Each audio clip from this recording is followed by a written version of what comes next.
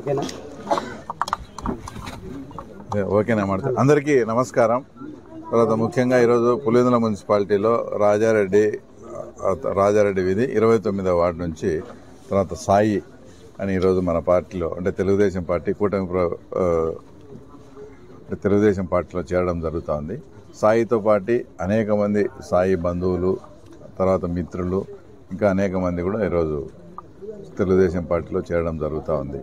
అంటే వచ్చే మున్సిపాలిటీ ఎన్నికలను దృష్టిలో పెట్టుకొని పులివెందుల మున్సిపాలిటీలో తప్పకుండా తెలుగుదేశం పార్టీ జెండా ఎగరవేయాలనే ఒక ఏకైక లక్ష్యంతో మేము కానీ తర్వాత మా ఇక్కడ మున్సిపాలిటీలో ఉండే లీడర్స్ కానీ అంతా కూడా ఎవరి ప్రయత్నం వాళ్ళు చేస్తా ఎక్కడెక్కడ పార్టీని స్ట్రెంథన్ చేసుకోవాలి, ఏ వార్డులలో ఎక్కడెక్కడ మన బలం ఎంత మన బలహీనం ఎంత అని అందరం కూర్చొని అవగాహన చేసుకుంటూ స్టెప్ బై స్టెప్గా వచ్చే మున్సిపల్ ఎలక్షన్ నాటికి తెలుగుదేశం పార్టీని బలోపేతం చేసే దిశగా ప్రయత్నాలు జరుగుతూ ఉన్నాయి. ఆ ప్రయత్నంలో భాగమే తర్వాత ఇది.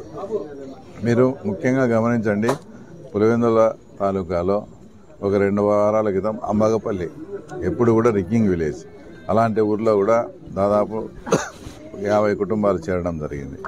ఒక 4 రోజుల కిందట అంకేని వానిపల్లెలో కూడా అనేక మంది బీసీ సోదరులంతా కూడా మేము తప్పకుండా మీ పార్టీలోకి చేరాలని వాళ్ళంతా వాళ్ళు స్వచ్ఛందంగా వితౌట్ కండిషన్ కూడా చేరడం.